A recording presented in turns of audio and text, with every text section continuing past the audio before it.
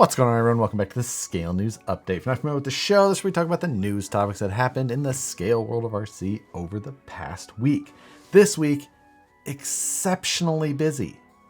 For the beginning of January, I'm surprised. But if you enjoy the Scale News Update regularly, hit the like button. Let's jump into all this week's topics. First for this week, Losi released the second version of their Pro Moto, this time a Super Moto. If you're not 100% familiar with what that is, Supermotos are like a dirt bike with street bike type tires on it, made for the asphalt, maybe some light, off-road area here and there, but generally made for the road. Losi Supermoto or Losi Pro Moto platform was a dirt bike or a MX, I think was the designation behind it. This one, SM. I've always liked Supermotos in the full-size world, the regular size, whatever you want to call it. So a Supermoto version of, I've actually only driven my Pro Moto on the road. So this would probably be a much better version for me. So I imagine that will be, other people will have similar, other people will be like, I'm not interested in driving on the street. I only want to tear it up on an 8 scale track or a baseball diamond, something along those lines. But it's cool to see that Losi has, offered another option, even though that it's mainly the same. I really hope that one day we get to see a true sport bike or on-road adaptation of the platform into another form at least. Here's to hoping, but this one's pretty cool nonetheless, available for pre-order already. And on that same topic, Proline also released Supermoto tires and wheels in case you want to convert your other one, or maybe these are a more aggressive or a grippier compound than the stock tires. I'm sure that they worked hand in hand together to get this all put out. But if you've got one that you want to convert, like me possibly, then check these out while you're at it. And that wasn't the only new release Proline had for this week. They also have a new 1/24th scale body and a licensed Toyota FJ for the 1/24th scale. 1/24 scale bodies are difficult. The way that Lexan works, the way that things just get kind of soft and weird looking at 1/24 scale. And I think this is one of those things that the design looks decent, but once it gets scaled down and produced in full size, I don't know, it looks a little bit weird to me. It's probably just a personal preference thing. I do like the cage option, like the deadbolt that comes with it. I think looks a little bit better, even though it's unlicensed, or maybe just has a little bit less detail, so it doesn't look as kind of odd in some spots. I don't know. It is licensed though. People will definitely like that. The proportions on it don't look terrible. That's a plus. We've seen the 1/10 scale FJ that looked a little weird to some of us in some aspects, but this one looks a little bit more on par. So if you're after it, again, also available already for order. Check that out. I put links to all of the stories from this week's news down in the description below. Holmes Hobbies finally released that Crawlmaster V2. Now, this is a cool motor. John Holmes has put out some real interesting information on this. It's a stubby, so it'll fit in things that are typically considered for stubby motors, like the Vanquish VFD with stubby kit, for like the VRD Carbon or the VRD Stance, any of those. It's a pretty tight area, and this is made specifically to fit into that type of restrictions. It's an in-runner motor though, rather than a typical outrunner, and it's in an element-proof can, so waterproof, element-proof, whatever you want to call it. If you're looking to get into things that are a little bit more gnarly, and revolvers can sometimes be issues in those type of situations, this might be the perfect motor for you. I really like the size and packaging that they put in this thing. I think that it's definitely going to be something I'm interested in running myself. Currently available in 3 different kV ratios, all the way up to 3000, which is something that a benefit of this 10-pole super torquey in-runner compared to the outrunners, where you don't always see as high a kV. So I really like this. If you're interested in that, all 3 kVs are up on the website and available for purchase now.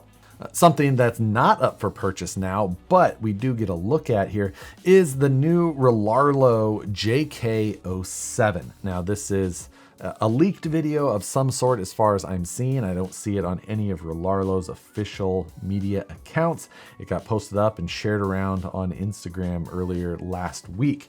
Now, called the JK07, but it is not a JK, it's a JT, the Gladiator platform. Everything underneath looks like the MK07 that they previously made, which was an unlicensed, clearly Jeep vehicle. This is also an unlicensed, but using JK and making it not a Jeep is, you know, it's a choice. But in the video, they show this thing, wild amounts of details, including like a working retractable awning, straight overlander awning that you can pull out if you know, want to set up a diorama scene out on the trail or something. There, I don't know. The bed itself detailed out, some cool sand ladders and a rear, you know, overland rack, the whole thing. It looks very detailed. Of course, this is only a rendering. It's not the actual video, or not the actual vehicle, I should say. But underneath, I assume that we'll see very similar things to what we saw on the MK07. And I guess we just wait to see how close the actual vehicle is to what they're showing here. Not a lot of other information that I can grasp out of this. Most of the text that was on the screen was in Chinese of some sort, and I'm incapable of reading that. And another possibly kind of leak is this new one from Kyosho. This is the Toyota AE86 Torino. This is the drift version of the Kyosho Phaser platform. But beyond just being a old 86, which is cool in its own way, being the drift version, their platforms are not probably where you would go for performance drift, you know. But what is promising out of this whole thing is that they are now listing the Ultra Scale Plus system, which is a clipless body system. Finally, Kyosho is taking the Phaser platform, which has had some of the best looking scale bodies we've seen on the 1/10 scale on-road area, and getting rid of the body clips. So that is promising. They've got a ton of great looking bodies already. This was just that one thing that was missing. Now, I'm sure that the drifters aren't going to run to the Phaser platform, but you know, if you just want an 86 anyway, or you're just waiting for that system to make its way down like the rest of us, hope is around the corner. Speaking of hope, Shapeways is back, something that many people had hoped for. Now, it's not back 100%. We had talked a little while ago about a group purchasing Shapeways again, but it seemed like it was only in Europe and we couldn't really get a great grasp on what they were doing. But Shapeways, the webpage, is back up now, and they've got a statement on there about the current status. A couple of the original founders of Shapeways purchased it back with, I believe, that group overseas. Now, the two founders that bought it back hadn't been part of Shapeways in about a decade.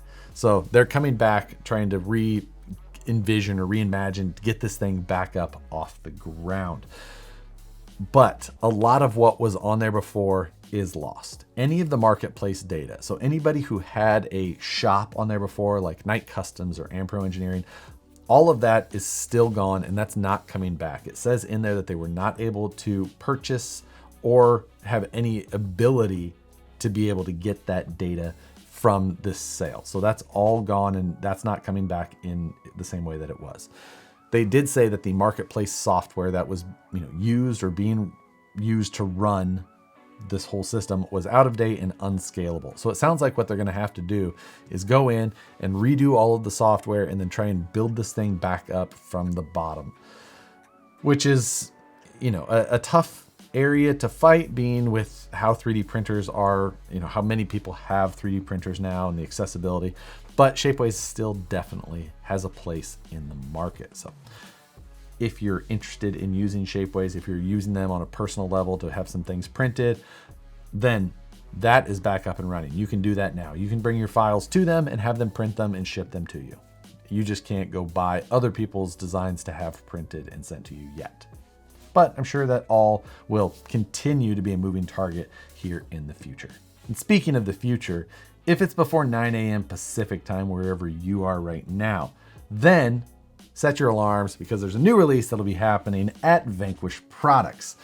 If it's after 9 a.m., you may have already seen what the new release was. But if you haven't, set an alarm and be ready to go check that out. You'll find a video on the Vanquish Products YouTube channel, and of course you'll find the product, whatever it may be, on the site. And while you're on the site, you can also go check out the new Vanquish Products merch. The new hoodies, shirts, and crew neck. So find a bunch of new merch there. People have been asking for that for a little while and finally available. Over the past handful of weeks, I've been a little stressed, anxious, nervous, whatever you want to call it. And like I had said in a couple of videos, it was all good things, but the news is that I'm moving. Nicole and I ended up purchasing a house, and that means that we have to move. And that is a huge task and something that you'll clearly notice because things are going to be in flux. I would imagine that as of anywhere after today, when you see this, there's a good chance that videos will be in strange places or not in the typical format you have come to be used to. So you're probably going to have to give me a few weeks before the scale news is back into like a proper rhythm. I'm still going to do the news. That is still staying as planned, but going to have to cut me some slack on production value, sound quality, things like that during the process. I'm not sure if next week will be the first week like officially affected by it, but the house should technically be ours tomorrow, or the day that you're seeing this today. Fingers crossed. Wish me luck. Ugh.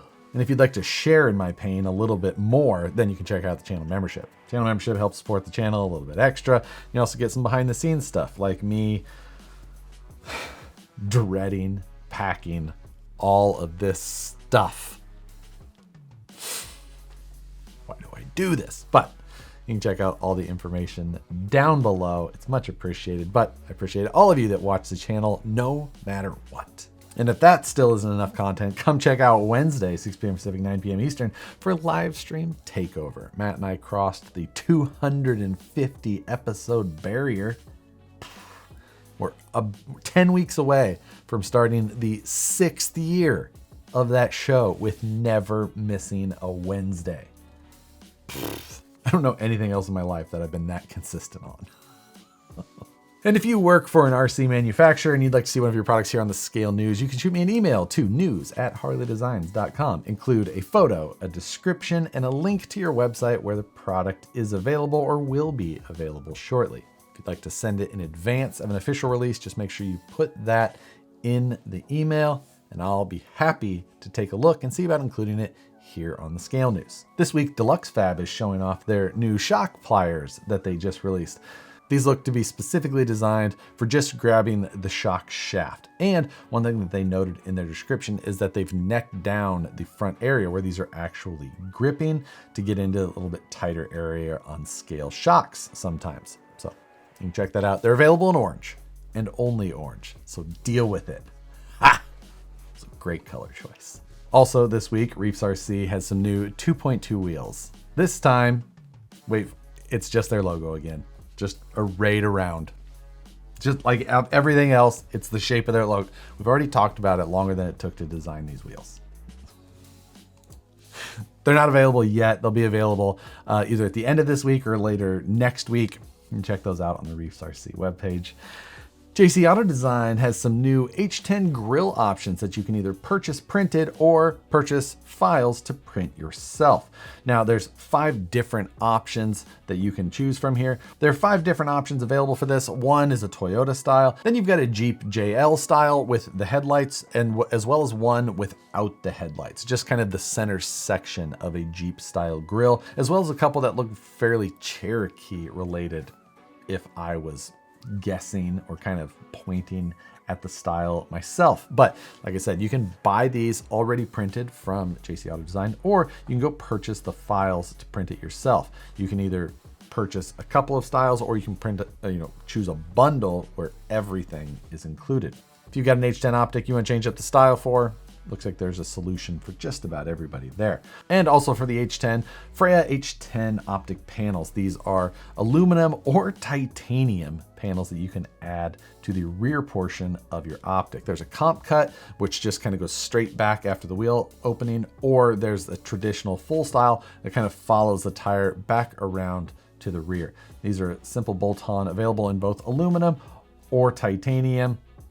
3 different options depending on the style you're after and what material you choose. This week, the information from the Futaba 6PV was released. Only so far on the Futaba Japan website though. Haven't seen full release here in the US yet, but I assume that we will see that shortly, including US pricing. Now, Futaba Japan, the prices are, with how the Japanese dollar is right now, like we don't see a real clear correlation between what we see for a retail price and what the retail price is over there. One little trick that a lot of people were using was, even if you're here in the States, going to Amazon Japan and buying like a 10px over there, and it would just automatically do the currency conversion. You could buy a 10px for like 400 bucks. You had to pay a little bit of shipping to get it here, but it was way cheaper than what you could buy them for in the States. Not really sure how prevalent that still is, but that was something that a lot of people were doing. You did have to figure out how to change the language with it all being in Japanese, but you know, you could find some videos on how to get there. 6PV, going to be a 6-channel. The screen looks fantastic. Hopefully the price is competitive and quite a bit lower than the 7px was. So let's hold out until we see the official US pricing and maybe some, easier to read details on this thing. And if you're a Flysky user, these might be of interest to you. They just released some micro receivers. Now they say that these are, meant for people running like mini Zs or micro vehicles of some sort. So maybe that fits where you're at if you're looking for, like the 124 scale crawlers, things like that, things that you may not be super far away from. Probably best. There's 2 different ones listed. One looks like a 3-channel, one looks like a 5-channel, but again, super bare bones, just what matters of this thing. I didn't see retail pricing on these yet, but if you're just being super space or weight conscious, it could be something that's worth looking at. And it's not eBay, it's MIP, but MIP has a make an offer section on their website right now with like 60 plus products on there. And I guess what you're just supposed to do is go find something that you may be interested on there, whether it be some sort of tool or drive shaft or, axle shaft, a huge list of things, and then just say what you would be willing to pay and then wait to see if they'll accept it. I haven't done it myself yet, but it is intriguing. I do like it, and why not, I guess. So if you like yourself some MIP, whether it be tools or whatnot, there's a good number of tools listed on just the front page, which is about as far as I got when scrolling through. But there was a 0.9 millimeter tool on there. Can't say I ever saw that before. And then HPI officially announced that they've got a bunch of option parts for the Venture 18 available, all the way from machined aluminum axle shafts, diff covers, transmission cases, just about all of it. Now, big help to that being that the Venture is HPI's, but it is kind of a rebrand of another vehicle that was available, and I forget which one it is now specifically, but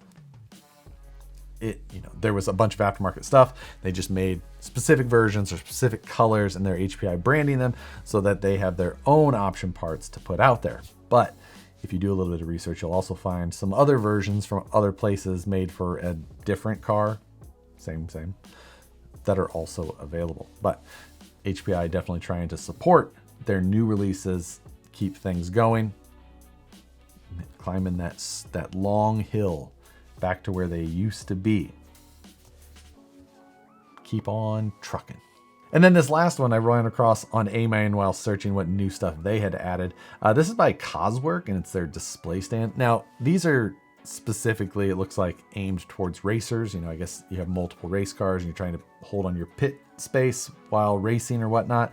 You're just trying to make it so you're not stacking them underneath or out, whatever it is. But it just looked like a nice little stand. So many times we see things that are just like kind of hokey 3D printed, or just, I don't know. These just look good. I like what they did here. I don't know that they would work for crawlers. They do have a 2 and 3 car version, but I liked it. I don't know. I don't have a specific need for it, but I'm sure that there's somebody out there that may. So thought I would throw that out there just in case one of you was interested as well. But that's going to do it for this week's news topics. For this week's question, those stands and the fact that I'm moving, this look, while not very old, is going to change. So I want to know, how are you guys holding, storing, or displaying your cars? Do you have an area where you've got them mounted to a wall? You have them in the garage up on some shelves? Do you have a way that you're able to, you know, sit back and just observe your collection? Let me know how you're handling that. Drop it in the comments below. Always enjoy reading the comments. My favorite part of the Scale News update. But that's going to do it for this week's news. Thanks as always for watching. If you enjoyed it, hit the like button, subscribe if you're not already, consider the channel membership. If you want to help support the channel a little bit more, drop a comment, but more than anything, thanks again for watching, and we'll see you on the next one.